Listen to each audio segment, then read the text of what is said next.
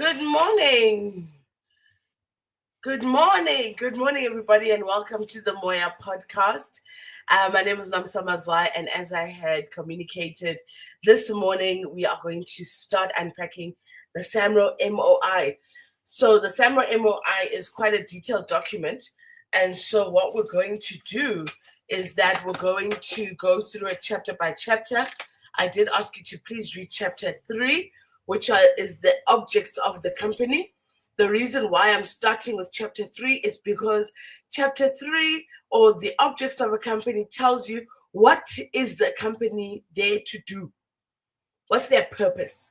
And I think starting there, it'll allow us to navigate the rest of the MOI in a critical manner with understanding of what it is that we are dealing with. Okay. So in 1961, Samro was established. And when Samro was established, the sole purpose of Samro was administering the performing rights on behalf of composers, authors, and publishers, collecting license fees from music users, example, broadcasters and venues, and to distribute royalties to members whose music is used. In the main, I think that's, for many of us, that's what we think Samro does. That's, when I think about Samro, when I haven't read the MOI, when I'm a member of Samro, that's what I believe Samro is there to do. They're collecting my royalties and they're distributing them to me. And in 1961, this is why Samro was established. But when you look at the Samro MOI, as it stands today, it does not paint this picture. And there's a couple of reasons why it could possibly look the way that it looks now, but I don't know why it looks the way that it looks. If you look now, the objects of the company, they're over 2 pages, 26 bullet points, and maybe 4, 5, 6 of them actually speak to what the objects of the company are. Let's remember that from this day in 1961, Samro has evolved. So when we're talking about Samro now having pension funds, having funeral plans, having that kind of thing, I don't think that would be moving far away from the objects of Samro. It's almost like an expansion. In a business, when you start a business, you say, I'm starting this business to do this activity. And in the doing of this activity, you realize that actually, in order to optimize my business's performance, I'm also going to do this activity, right? So keep that in mind. So the objects of the company now span over 26 bullet points, and they weigh heavily on Samro being a public benefit organization. In fact, when you read the first line of the objects of the company, it says the sole or principal object of the company is to carry out one or more of the following public benefit activities for the benefit of, or which will be widely accessible to the general public at large, including any sector thereof. Hi, Bo. How did we get here? Yeah. Now, I thought the sole principle of Samro was to collect our royalties from our rights use, from the people who are using our copyright, to match, find out whose money belongs where, and to give us our money. But now, the sole principle object of the company is to carry out one of the following public benefit activity. And this public benefit activity is a very specific thing in law. For the benefit of, or which will be widely accessible to the general public. The general public, I thought Samro was a member organization. So anything that Samro does must be to the benefit of the member. must remember, when we started, everything Samro is doing is for the benefit of the member. They are going out there to collect our royalties from the use of our copyright to distribute them. My apologies. I'm just going to close my window because of the noise in the background.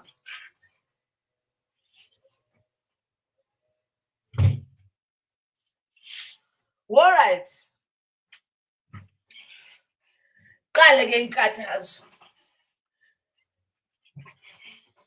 Let's continue.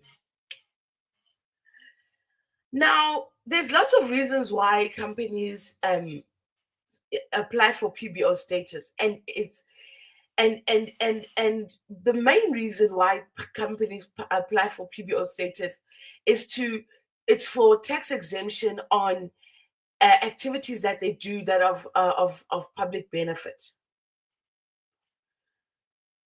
Now, the collecting of royalties and the distribution of royalties to members of Samro is not a public benefit. I'm not a lawyer. I want to put that disclaimer, but I don't think it will meet all the requirements of a public benefit. Because we cannot say everybody benefits. Everybody and anybody can benefit from Samro collecting royalties. But there are activities that are performed by Samro that are of public benefit. Now, the thing about when you become a PBO status is that the PBO status only applies to the public benefit activities. And what it looks like in our MOI, and we will get there, it looks like we are trying to squeeze in what Samro does, which is not a public benefit, into public benefit. And it could be done for strategy purposes.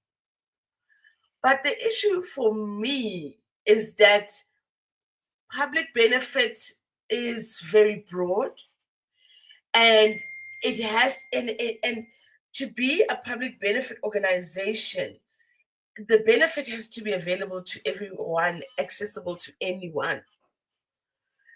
So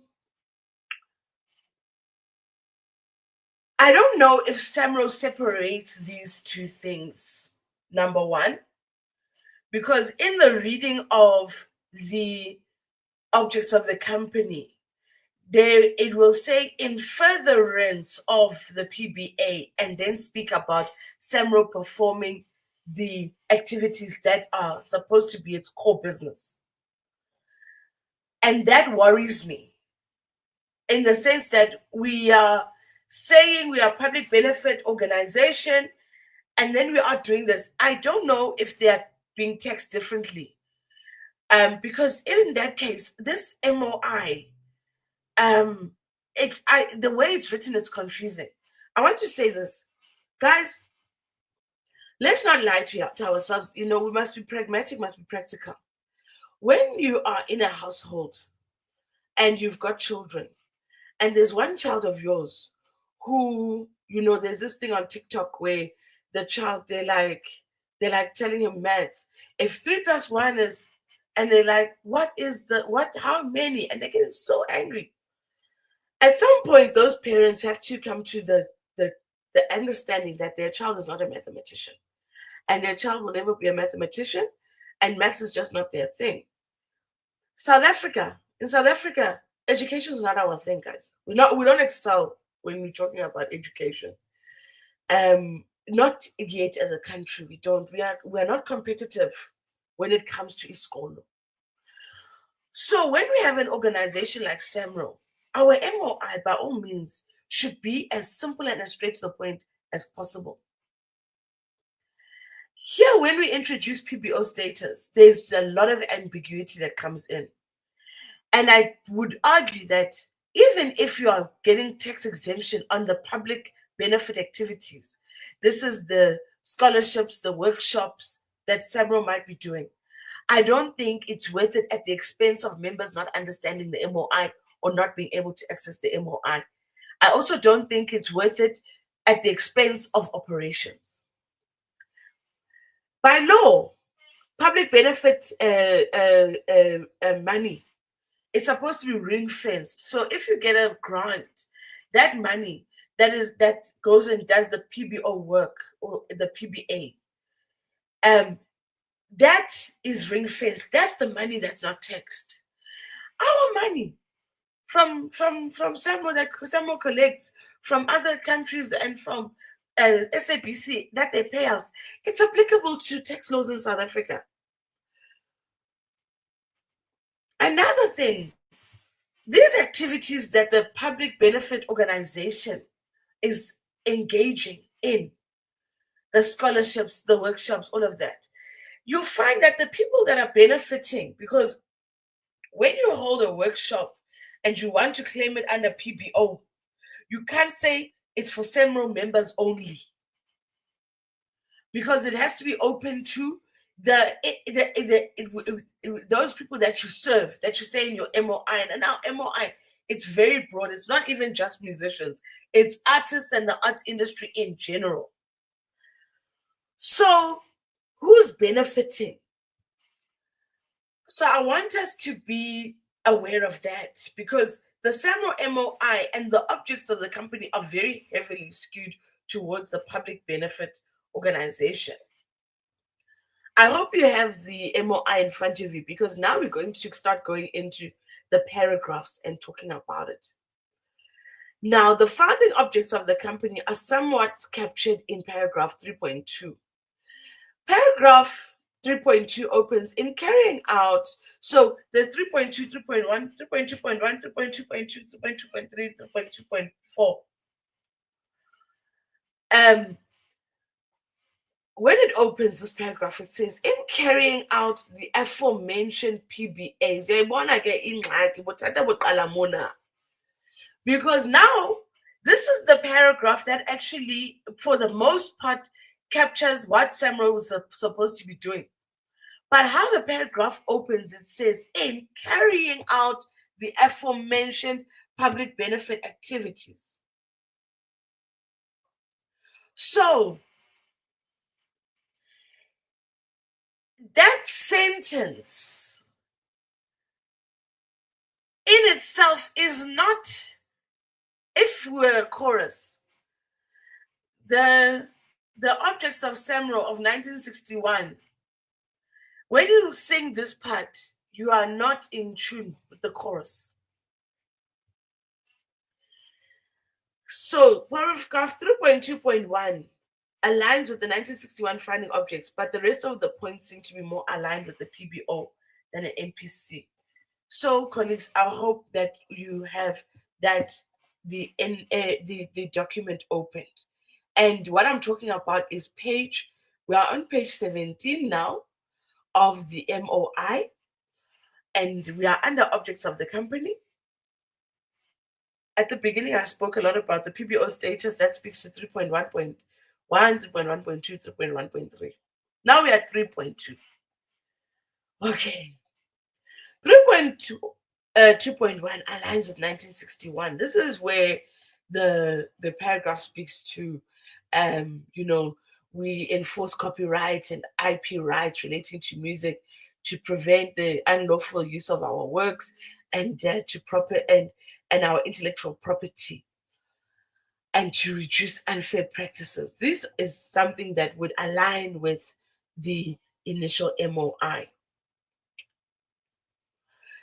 Now we go to point 3.2.2. It says now, my apologies, I thought I put this on silent. It says now, payments by way of loan or gift or on such terms as may be thought fit for any purpose conducive to the improvement or advancement of the composition, teaching, or the performance of music, including works of music performance and or performers in direct performances, or for the encouragement or advancement of the national arts, or for any purposes calculated to benefit the industry in which the company operates, or to make such payments to or for the benefit of any society, associated company, fund, trust, or institution whose objects include or are ancillary to any such purpose insofar as is consistent with the objects of the company. That clause is basically saying we can make payments, loans, or gifts that will help us to maintain this PBO status. That's how I read it. It's so broad. It's so ambiguous. Now we have a national arts interest. Haibo. National arts, we are interested in our royalties and the usage of our copyright. National arts.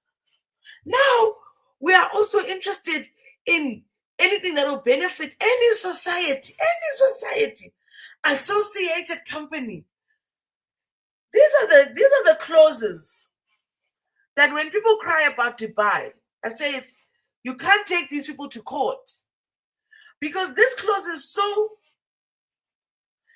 And I want us to go back to the point, colleagues. South Africa is good at many things. We are good at many things. My brother. We are great at many things, but isikolo basingaxoki. Riskabua maka. Sikolo sarephala. We have not mastered our education system, and there's still a lot of work to be done. So when you have a clause like this in your MOI, and somebody who's well educated comes and says, I can do this. Then the members say, once you open the company in Dubai, we're taking you to court.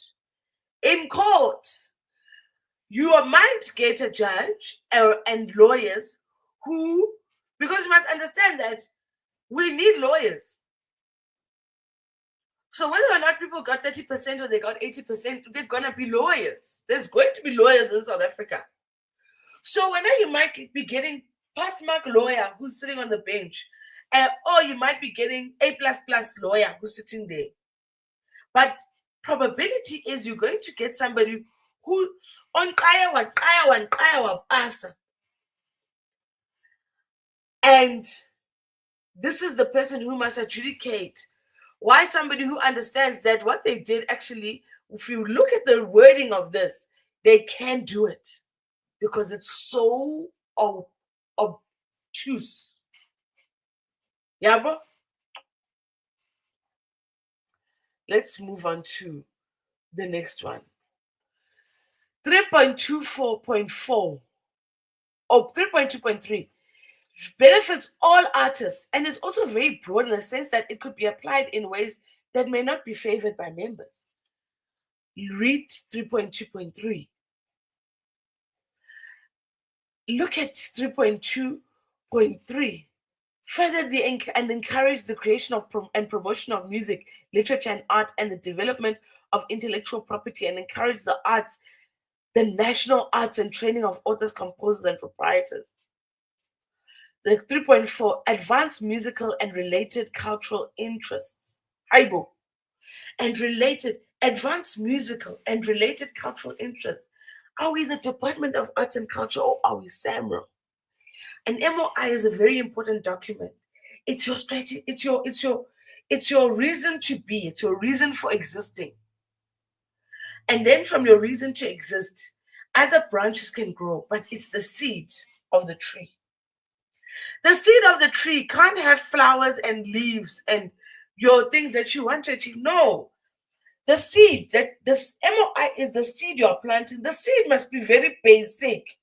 It must say, I want to provide a tree that will provide shade for music creators, publishers, authors, composers, publishers, authors. Yes, hallelujah. Then we can say, oh, you know what? We've got so much shade. We're doing everything so well. We could benefit. Again, it would be nice. No. We could benefit, actually, because we're seeing TikTok and digital is growing in a way that we don't understand. We could actually benefit from bringing in dancers and saying now, because he's finding out that music is not only about music anymore, actually, there's a dance thing, because nobody's copywriting some of the dances that are being done all over the world right now.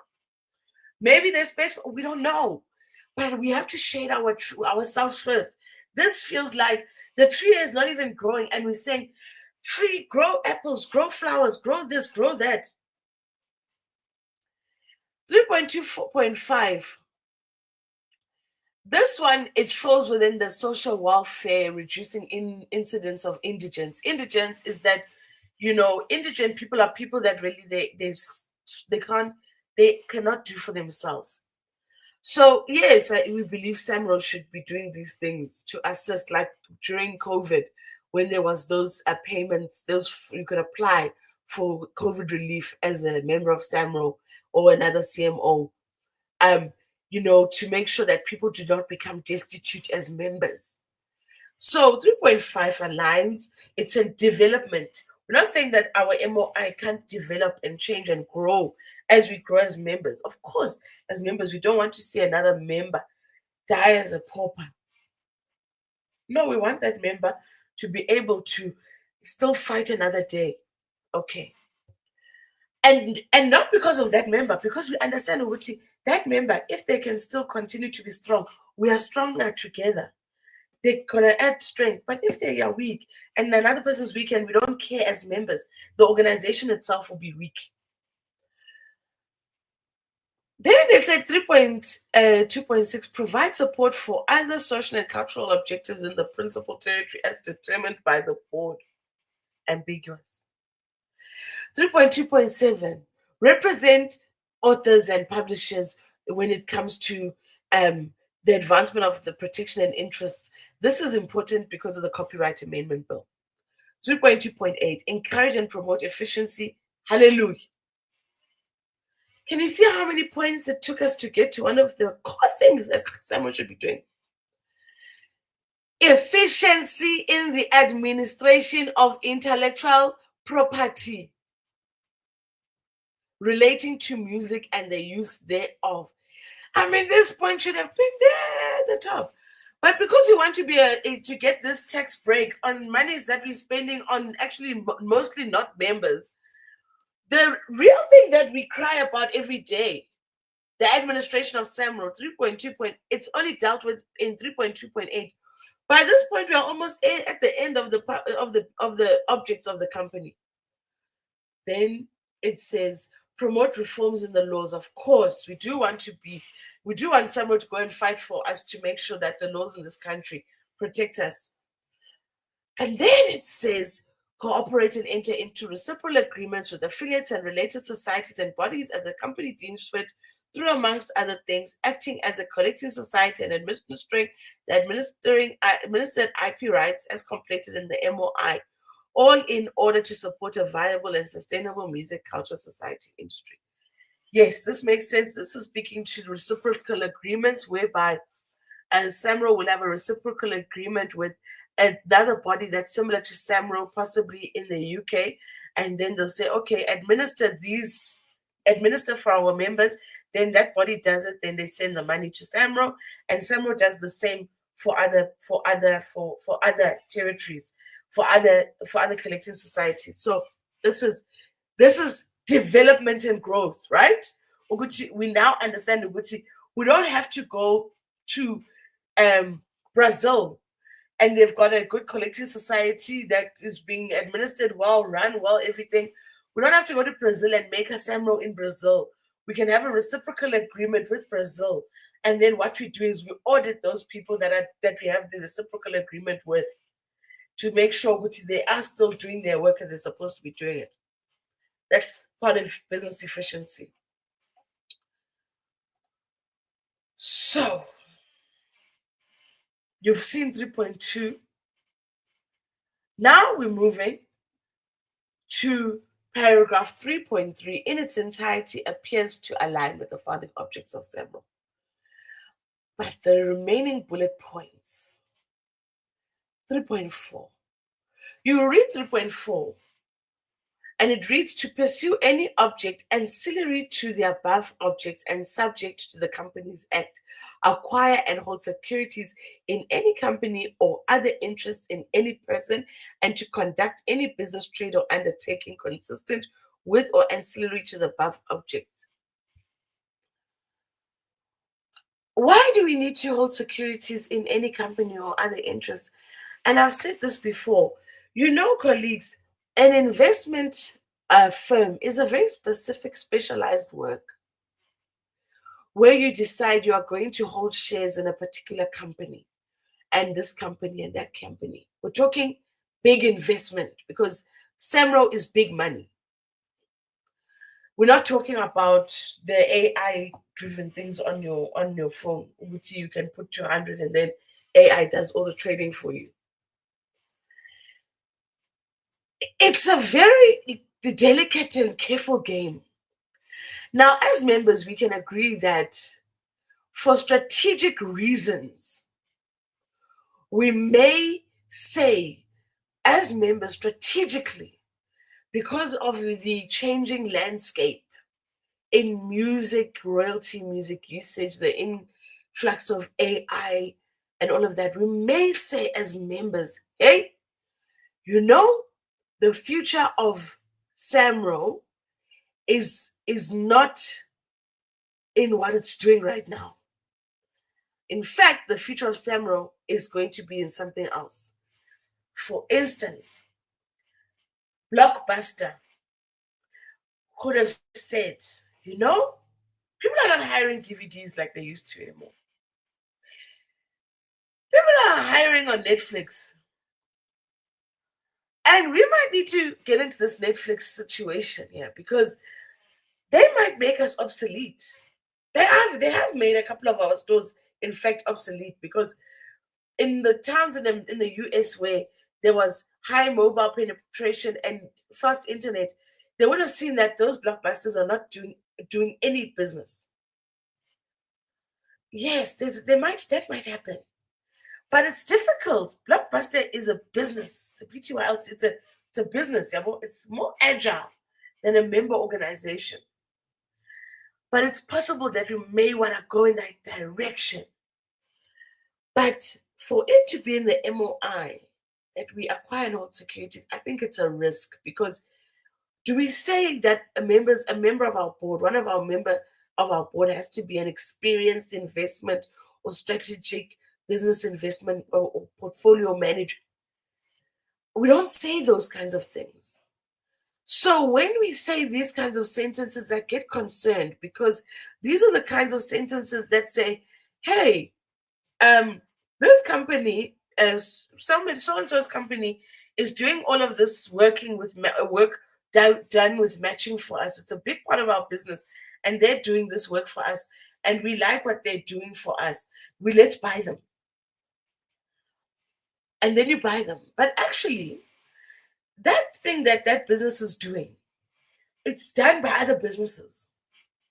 So now you don't have there's policies that will require this to happen. How does it happen? Do you say we are thinking about buying a company that does matching and then you go to market? But how are you doing this thing? It's too open-ended, and an MOI should not have open-endedness about it. And then you look at 3.7 within the context of the MOI, when we're talking about this PBO status, 3.7 reads, providing sponsorships or bursaries, particularly but without limitation, in connection with any industry relating to the company's objects or business activities. Now, in our objects, we talk about the cultural industries, the arts, national arts. So when you are talking to providing sponsorships or bursaries, who are you speaking about? Because in fact, if Samro is supposed to be giving out sponsorships or bursaries, I would argue that they should be giving out sponsorships and bursaries to people that are working in tech. Because the creative industries are being like the disruption is tech. We don't need new composers. I'm not saying we don't need composers. Don't get me wrong. But I don't believe we need to be going out there and training new composers to benefit Samro. We might be needing to train people that are going to be in digital tech as pertains to our industry, so that we can have this information about how is it that we need to be moving as creators, as composers, as authors, as publishers, in order to remain competitive. Because music and this industry is international. We're not competing with Jabu from next door. You are competing with somebody in Japan, somebody in China, somebody in Korea, somebody in America, someone in Germany. So now I tell you all about the Samro MOI, and I say this MOI is very, very broad.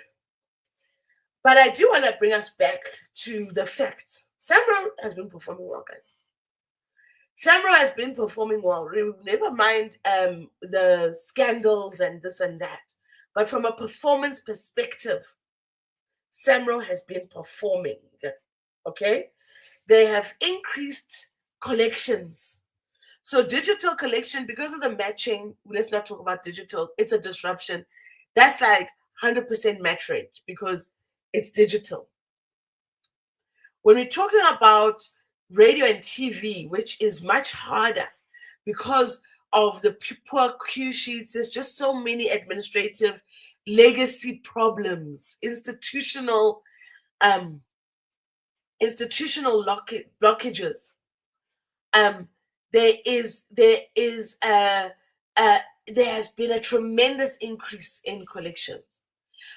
We must also remember that Samro is in discussions with the taxi associations that about we have to collect money because the taxis are using the artist's music.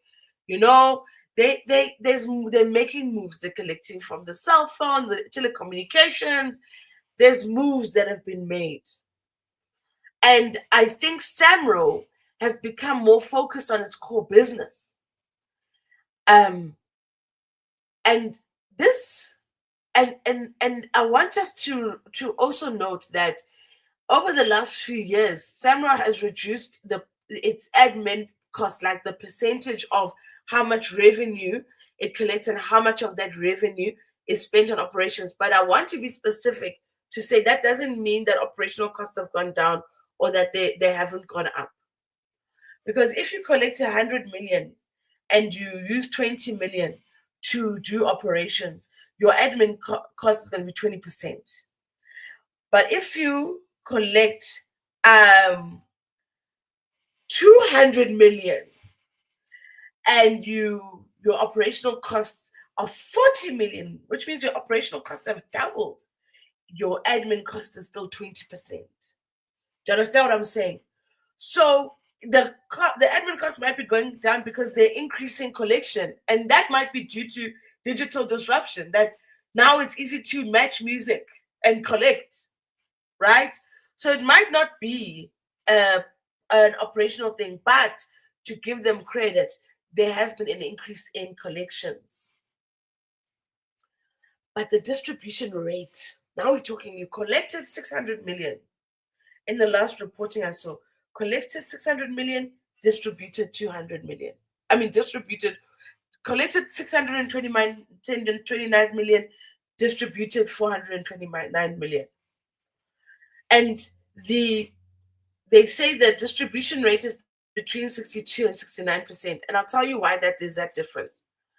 If you take the total collected and you don't minus the admin cost, and then you deduct the total distribution, you will get 62%, which is a lower distribution rate because you haven't charged for the admin cost.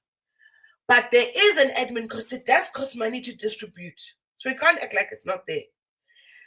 When they say 69%, it means they take what they've collected, then they deduct the cost of the distribution, the cost of distributing, the cost of doing the admin work, and then they deduct the amount that they distributed and get the difference.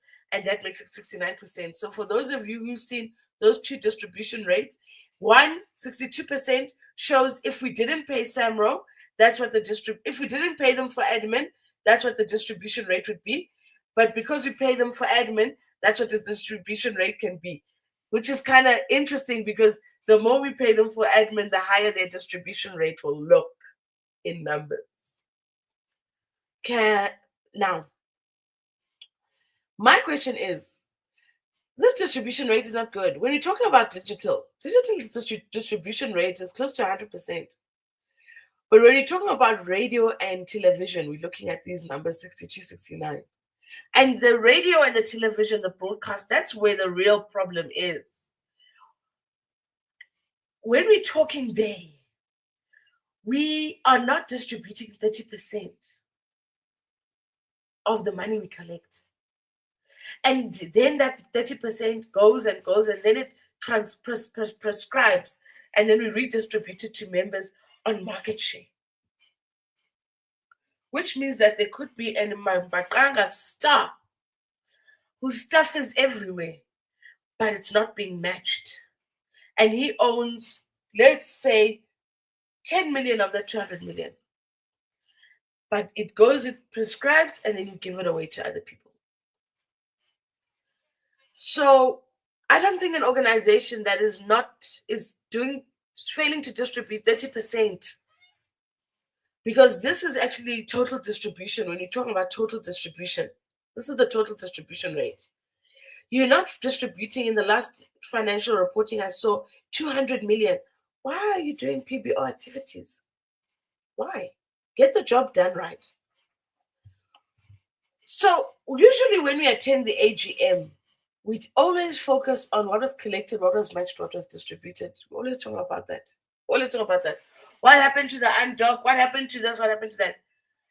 When our entire MOI is focused on our public benefit activities.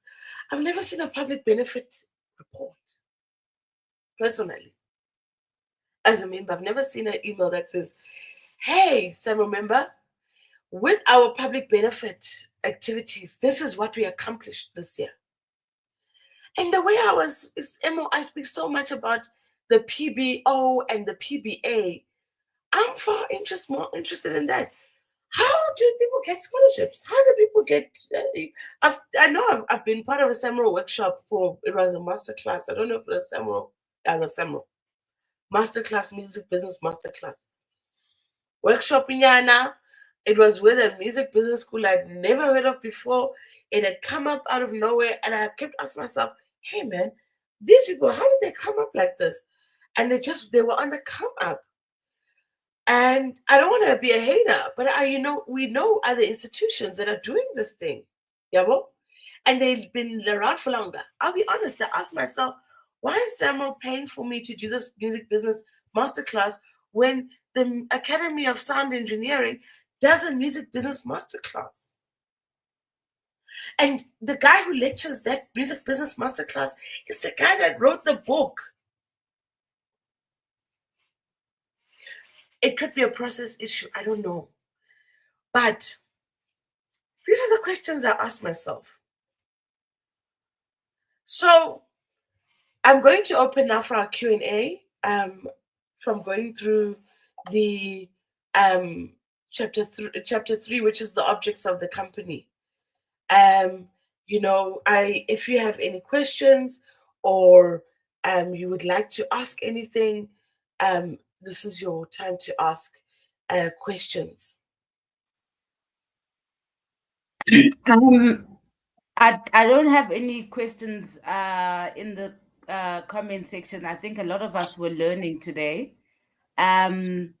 So we've got an emergency EGM. We've got an emergency general meeting coming up. So what are you suggesting that we need to change? Because the MOI is on the agenda. So from what you've taught us today, what should be one of the points that is going to come up at the EGM that we should be pushing for? Okay. All right. So let's go into the Samro EGM notice. I want us to look at the the Samro EGM notice. There we go.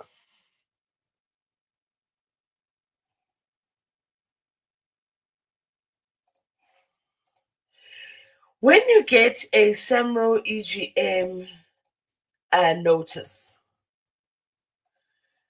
it's very important to go and see what is this EGM about, because the last I knew, it was we wanted to know about the monies that were claimed, that were flagged, and we had that discussion when I did my last discussion around Samro. So the first thing that's happening is it's an ordinary resolution, and it's the appointment of external auditors. This is something that always happens. That's why they call it an ordinary resolution, and the members always have to, and we sign off on this. And usually this is not somewhere where you need to be concerned.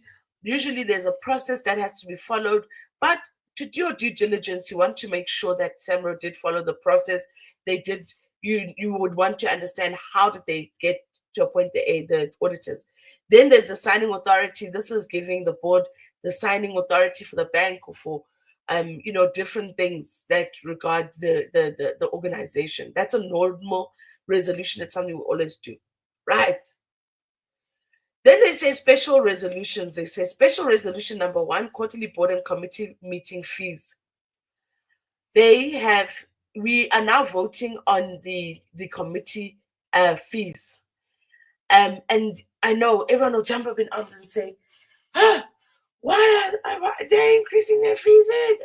You go into this thing and you learn, no, they're not even increasing fees. There's no increase in the fees. And usually because you jump up, and we are reactionary, guys, when they see, no, the fees are not increasing, then we go, oh, good.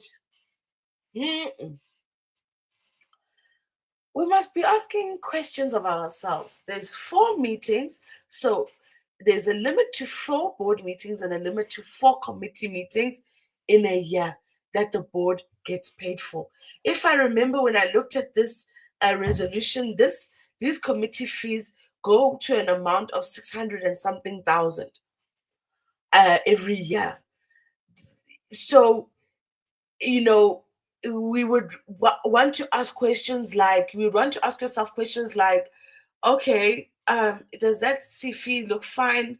Okay. But then at the bottom of that document that's speaking about fees, if we click here, I don't know if it's going to click and show you properly. But what I picked up when I clicked, I had to go here when I did it. All right. But anyways, when I went to look at when I went to go look at this resolution, what stood up to me was, it said that there are disbursements for travel and some business costs. And I thought the board fee was to cover those expenses. Now, when we pass that special resolution 5.1, the question we must ask is, why are the board members being assisted? Why are they still claiming travel? Why are they still claiming business? So, for instance, you'll be claiming for your Wi-Fi when you are being paid a fee. You are a Samro board member. You live in South Africa. Yes, you're a musician. You may be abroad. If Samro wants to force a board member to come from Switzerland to attend a board meeting, that cannot be. If the Samro board wants to force, the members must say, fetch them from Switzerland and allow that. But I just don't think that is necessary. I think your board fee is your board fee. You should not be able to claim petrol, travel, whatever. So that's what I picked up when I read that.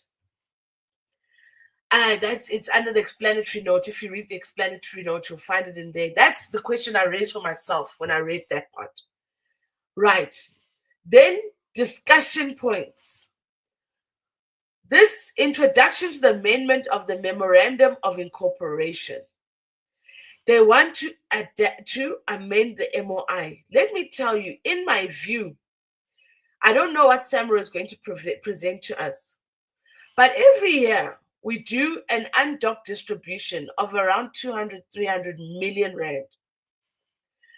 And honestly, I don't think that that money should be utilized in that manner. I think that it's about time that Samro had a boss berat, whether we could actually have a meeting where all Samro members come and we go.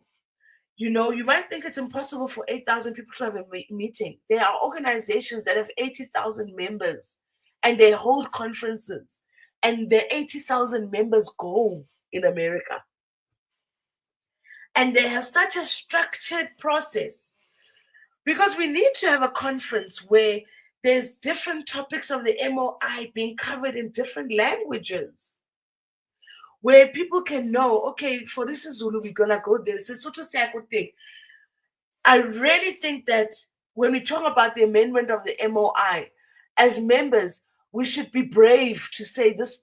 We should be brave in saying what kind of amendment of the MOI, because you can see our MOI, it's a spaghetti. It's a spaghetti. And we need to zero in. And in order to zero in, everybody needs to be on the same page.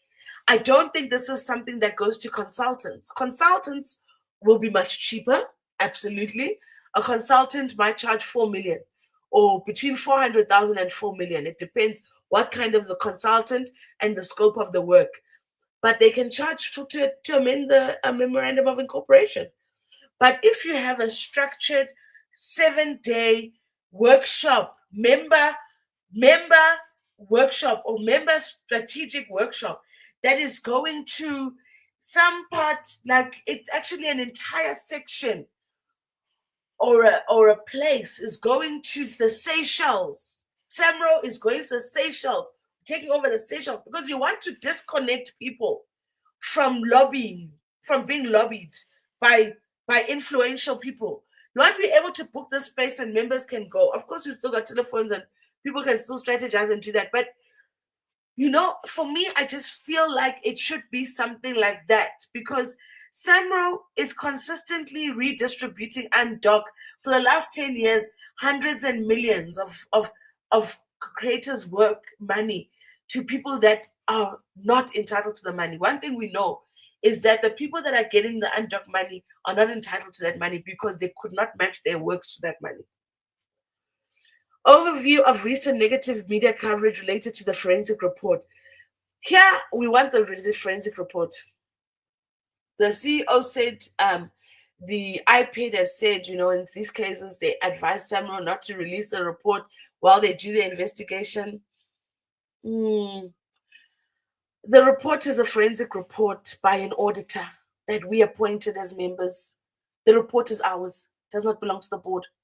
IPAD can do their investigation, and that's got nothing to do with us. They must investigate. But that we don't have full sight of the forensic report is ludicrous. It's our report. It's ours. We can decide we don't want it to be put out there, but we can't be told that it is not going out. IPAD is not Samro. Unless IPAD says by law, legally, we are putting you on this we are putting an injunction or a this or a that you may not share this report until we've completed our investigation. I'm very sorry. That report, it belongs to the members. And IPAD, we will not interfere with your investigation, but members must have sight of the report. And I think that's the position that we should take. Overview of recent negative coverage related to the sale of Samro House. Guys, this was explained. Number one, we're going to go into our other chapters. The next chapter, in fact, of the MOI is the powers. It reads the powers and capacity of the company. Yabo? So next week, Tuesday, we're going to be able to talk about the powers and the capacity of the company. And Kamandi, it's going to be before the EGM. Yabo, it's going to be before the EGM. The next time we meet is going to be the 1st of July. We're going to speak about the powers of the company. The powers of the company in the MOI is that they can do this, right? There's limitations to how the MOI is vague, which is why the MOI needs to be amended. But these are the powers of Samro. Now, Samro will, as a building in town, will always get offers. They will always get offers. It's like me. I live in my flat. I've never said I'm going to rent my flat out, but every week without fail, a real estate broker will come to me and say, "Please, I want to rent out your flat. There's demand. There's demand in the city for the Samuel building, and everybody wants to come and make a competitive bid." And we are past COVID, and the world has changed. Not everybody works in the office anymore. There are businesses that need to go to the office. I don't think Samro is one such business that needs to go to the office. I don't think so. So there may be things that need to happen. And also, Samro represents every artist in the country. I think it's problematic that we pay so much attention to Samro House in Johannesburg. What about if we were to sell Samro House and decide, Uguti, these are the standard requirements for Samro offices, and there's Samro offices all over the country where members can actually go walk in and get help. There's branches. So I think the Samro House being sold, I think that we have to look at the powers of the board, but I don't think we should let that limit us from being able to imagine a different world. We mustn't say, yeah, they never told us they must never sell Samro House. We must be able to, as members, to say, how do we remain competitive? How do we remain an organization that will continue to serve members? How do we compete? What are other collecting management organizations doing? How efficient are they? I mean, if you compare Capasso and you compare Samro, these organizations, look at the amounts of money that they're collecting, not very different. But Capasso's operational team, it's not more than 50 people. But Samro, there's people all in that building. How many people work at Samro? You know, we've got to ask ourselves these questions. Why do we have so many people? We've got to go below the surface and be more willing to engage. So, in terms of the EGM, just to wrap up, guys, and finish the session, point 1 and point 2, you can do your due diligence to make sure that they've crossed their dots, their I's, and crossed their T's. I would argue that if we can't see the forensic report, how can we appoint external auditors and how can we sign somebody into authority when we don't know what the forensic report of the last auditor said? That's just me. That's just me. I'm like, oh, I don't know if the board is implicated. And now, what if I'm agreeing that the person who's implicated is the one who's going to sign the check? For me, that's a problem. But these two items are pretty ordinary. They're always there. Special resolution and the board fees. My question here would be, why are they getting transport money or internet money, or what business costs are being covered? Why are they getting that? The board fee must cover that. If you want to serve on a board and get a board fee and your petrol covered and this and that, listen, this is not that kind of board. Other boards in the industry, like Capasso, like other organizations, and the board fee is nowhere near the Samro board fee. Really, the Samro board fee is enough. Then introduction to the amendment of the MOI. Let's hear what Samro is proposing for the amendment of the MOI. It's a discussion, but I really want it to be a discussion. Let's discuss that, because I think that there needs to be an approach that is inclusive, that makes sure that the MOI, when we finish, we should be able to have an MOI that is simple, that is easy to understand, that is easy to navigate, that is a tool that members can use, and that can enhance the work of Samro. Not an MOI where we're going to sit and think and look and say, oh yeah, that part they could open an office in Dubai. Oh, in the MOI, this is what it says here. Maybe they are selling the building. No, we must know when we look at the MOI, whether they can or they can't. Then, in terms of the forensic report, it's our report. We want to see it. Overview of recent negative media coverage and the sale of Samro House. This kind of thing is dealt with a very simple and clear MOI. Then people don't need to be mongers of gossip. Thank you so much for joining me this morning on the Moya podcast as we unpacked what is going on with the Samro MOI. Like I've said, next week we're going to be looking at the powers and responsibilities of the company, which will really talk about what power does the company have when it comes to members. Thank you very much.